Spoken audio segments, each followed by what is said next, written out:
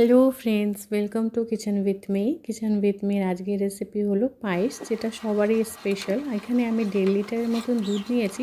দুধটাকে খুব ভালো করে জাল দিয়ে নিয়েছি। এবার আমি 3 মুঠোর মতন চাল, গোবিন্দভোগ চাল ভিজিয়ে রেখেছিলাম, সেটাকে এবার দিয়ে দেব। দিয়ে ভালো করে নাড়াচাড়া দিয়ে চালটা যখন সিদ্ধ হয়ে আসবে, তখন ভিজিয়ে রাখা কাজু কিশমিশ আগের থেকে আমি ভিজিয়ে রেখেছি। আর এখানে এলাচটা গুঁড়ো করে রেখেছিলাম, এলাচ গুঁড়োগুলো দিয়ে দিয়েছি। কাজু কিশমিশগুলোও দিয়ে দেব।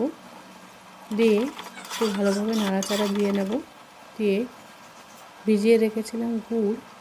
আমি এখানে খেজুর গুড়ের ব্যবহার করেছি। খেজুর গুড়টা 1.5 বাটির মতন নিয়েছি। সে দিয়ে ভালো করে নাড়িয়ে চাড়িয়ে যখন ভালো করে ফুটে আসবে গুড় দেওয়ার পরে, এর মধ্যে 1.5 চামচের মতন ঘি দেব। এবার আমার পায়েস হয়ে গেছে রেডি।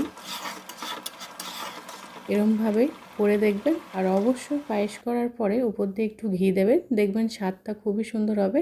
আর আমার ডেকোরেশনটা কেমন লাগলো খুব অবশ্যই জানাবে।